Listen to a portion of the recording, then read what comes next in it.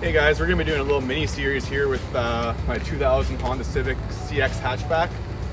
This is my daily car that I'm using just to get to and from work, commuting back and forth. I do a lot of kilometers, so it's just a nice cheap vehicle for getting gas. Yeah, we're just going to be doing small little fixes to it, nothing crazy. It's like I said, it's my daily, but there are a few issues that I've had with it since I've bought it. One of the issues we're going to be looking at today is just going to be the cluster. The speedometer doesn't work on it. First thing that we tried to do is change out the speed sensor, and that didn't seem to fix it. So I went on to eBay and I got a new cluster that has an RPM gauge, because the CX Hatchback manual transmission stock doesn't come with an RPM gauge. It's something I like to have, so I went ahead and bought a new cluster in hopes that maybe that'll fix my speedometer as well, and I'll gain an RPM gauge. So we're gonna have a look inside the car today, and we'll let you guys know how to get that in and out and see if it fixes the problem.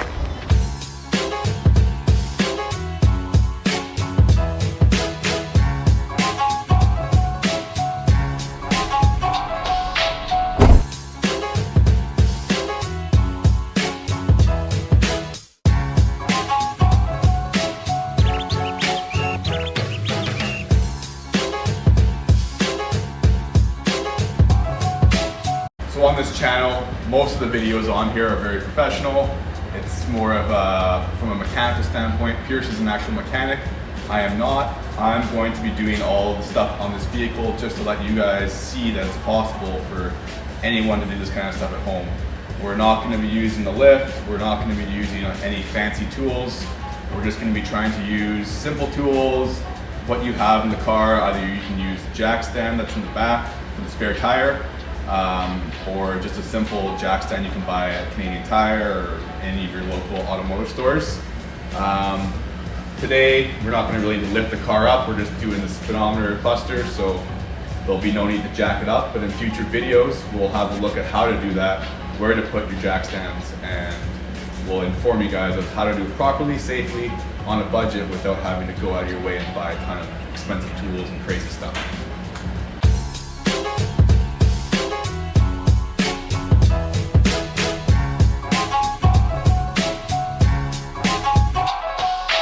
The first thing you're going to want to do here to get the cluster out is you just want to pull down your adjustment for your steering here. There's no telescopic, it's just up and down.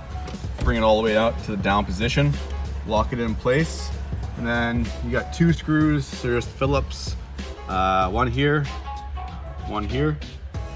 We're going to loosen those things off and pull this little trim piece out, and once we're there, we'll see what's behind that.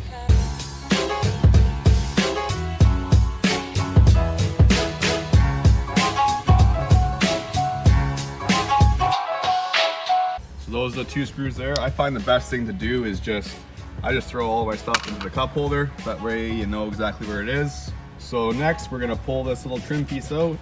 It should just pull out. There might be some clips, but just pull gently and try not to break anything.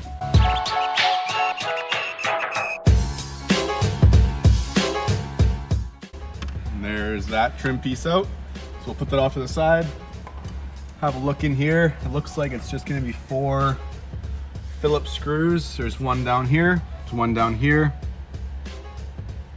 and there's one up in this corner up here. And on the same side, there you can see it in the frame.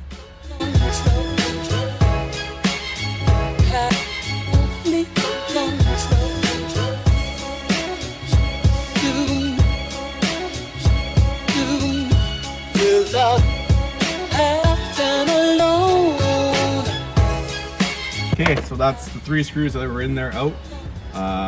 We'll slowly pull this out again, like I said, with the trim.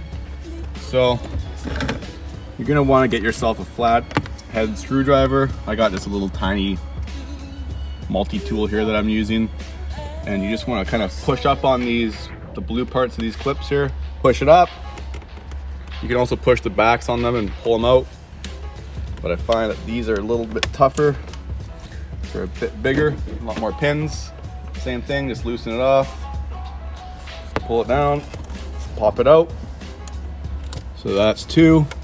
There should be, I think, 2 more in here. Oh, there's 1 more down here.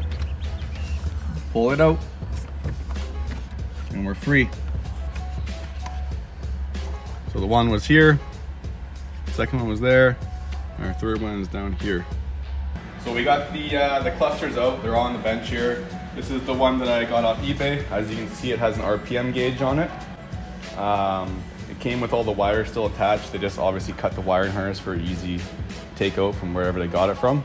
So we'll go ahead and pull all these out. It looks like there's 2 extras that are in there that weren't on mine. I'm hoping that's for the RPM gauge and maybe something else, not too sure, we'll find out. So what we're gonna do first is just pull those off. Throw this wiring harness out or out of the way for now. Maybe we'll compare the backs just to make sure everything's the same.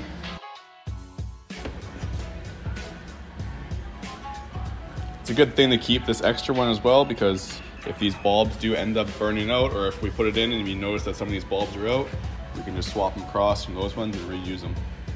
So my plan, I'm not 100% sure if this is going to work, but for the odometer issue, but what I'm going to do is I'm going to pull this apart and swap my odometers out just to make sure they stay the same and there's no confusion of how much kilometers are actually on my vehicle. Since there's a bunch of push clips around here, this plastic glass thing you want to pull off. 3 in the front, 1 on the side, 2 in the back, 1 more right there. So we'll go ahead and get that pulled off first.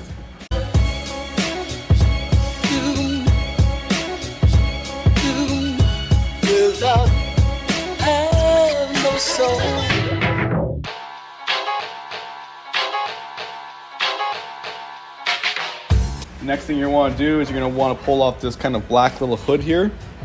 I found it was easiest to pull this bulb out first, because you can see it kind of goes through and it's attached to that hood that we're going to be pulling off. So you just pull this, you give it a twist, pulls out, take it out of these little holders that they have for the wire.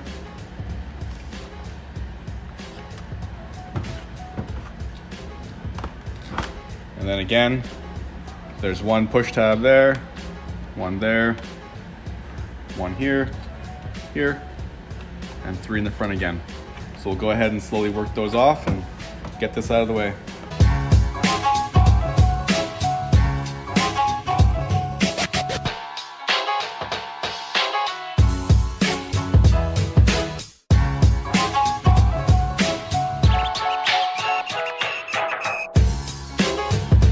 This piece here just pulls off.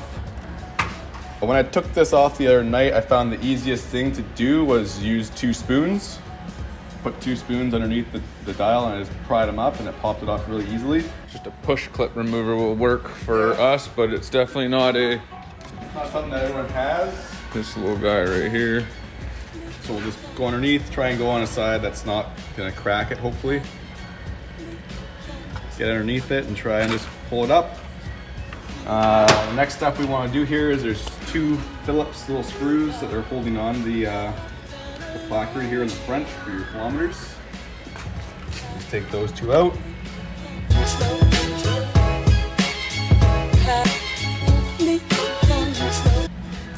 And then this should just pop up and over and out of the way.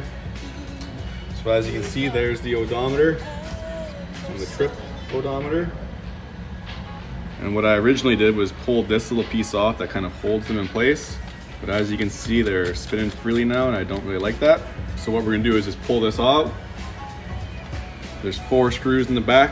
So we'll go ahead and pull those out and pull the odometer out and set it off to the side.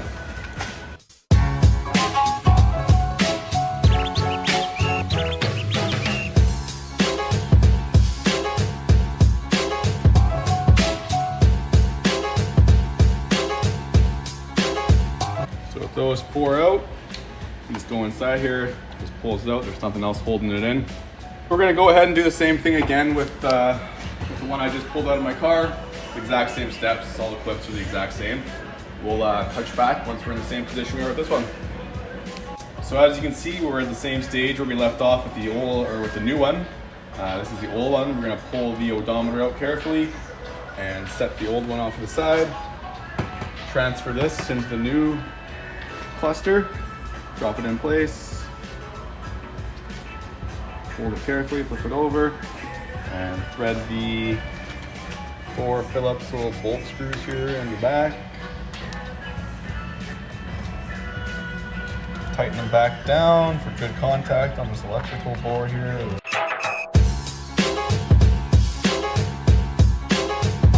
Okay, that's put back in nice and tight. And we'll go ahead and just start reassembling where we, what we took off and put it back together how we found it.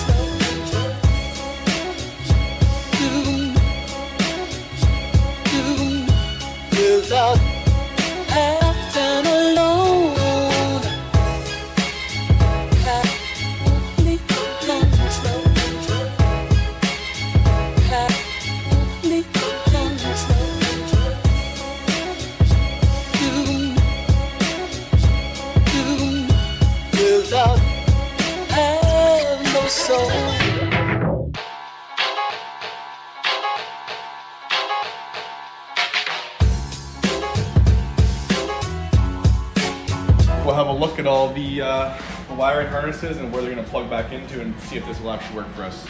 All right, we're back in the car here. We're going to put this back in, connect the wires. This orange connector here was off to the side, taped off, not being used. So I'm hoping that's going to do our RPM. And then the yellow hopefully just runs the fuel and temperature gauge there. So we'll hook it back up, start the car up before we put it all back in, test it, make sure it all works, and go from there.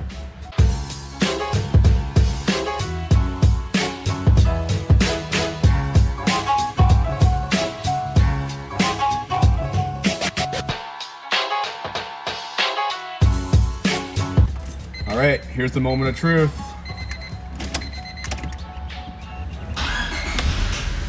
Woohoo! Got something. Speedo's not right, but we can play with that a little bit. Listen to that baby purr. Oh yeah. Looks like my fuel level's at the same about where I left it at, and we can wait about 10 minutes for my coolant to warm up and see if the temperature gauge works, but I think we're gonna take it out first and try and tweak the speedometer to not be sitting at 40 kilometers when I'm doing 0. We're off to see the wizard! Wonderful Wizard of Oz.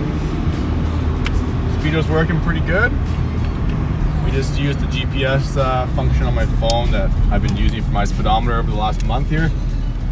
And it's about 1 kilometer off. Once we get back to the shop here, we'll give you a little rundown of what exactly we did to make that work properly and how to kind of calibrate it free-eyed the way we did it. So we just got back from going out for a little test drive, making sure the speedometer was correct. What we noticed when we first put it in was that the speedometer went up to 40 and just held. So what we did is we pulled it out, we came back on the table, we took our plastics off and kind of just got it in the state that we're at right now so that we could work on it. We put it into the car, plugged it all up, turned the key over, pulled the needle off, let it reset back down to 0 at standstill, and then we just kind of took the needle, we placed it onto the rest there. You can see the little rest where the needle comes back and hits and stays on. Went out for a drive. I have a GPS app on my phone that will show you your speed. So we used that, went out, saw what I was doing on the Speedo, compared it to what I was doing on the GPS app. We realized that it was still kind of off by around 15 kilometers. So what we ended up doing is that we took the needle and we put it on behind the actual rest point there and put it on, As you can see, I broke mine trying to pull it off the many times that we did to get it calibrated correctly. We put it on and then we just kind of lifted up on it gently, brought it over the needle, and then had it rest back on it. We had it about right here, I think, is where we put ours to make it calibrated properly. I mean, yours might be different depending on your odometer, but that was our fix to fix the issue with our speedometer. The RPM gauge works as you saw. Everything's working. I got an ABS light popping up. As you can see on this one, there is no light spot there for the ABS. I'm not 100% sure, but I'm assuming my car doesn't have ABS, so that's probably why the check engine light is on. So this is the setup we were doing. We just had it temporarily put in there so that we could play around with the needle and actually, you know, get it where it needed to be. All right, put the 4 Phillips back in where you took them out of. Next, we'll put that little trim piece back in. Get those 2 Phillips screws put in, hold it in place. Tuck your curtains, cover in. Let it go. Put your 2 screws back. There we go. Not the hardest installation out there, but it is nice to have somebody go ahead and do it before you do it, just to make sure if there is any hiccups along the way or the things that we had with the speedometer. It's nice to have someone experience it firsthand before you. We got a lot of stuff coming out of the pipe here pretty quick. My summer car is a 2011 Subaru STI. This is just my daily. Some of the things I'll be doing in the next couple of videos with this is I'm going to be changing the shift linkage bushings just to stiffen up the shifter a bit. I'm going to be changing all the lights on it to LEDs. My headlights are just basically useless in this car in the nighttime. So I also went ahead and I got fog lights. So we'll be doing an install video just on lights. We'll be doing the linkage. I got a new boot for this. This thing's freaking gross and just nasty. So I figured it's a $25 little thing. So I'm planning to pull it out anyways. Why not put a new one on? Other than that, that's all we have in line for this car. Until something else goes wrong or I find something that I want to do to it. But the 2011 STI will be having some big things coming down the pipe soon. We'll let you guys know in future videos what we have in mind for it, and maybe we'll do a little walk around it in one of these videos just to show you what it is. Thanks for watching, guys, and till the next one, have a good one.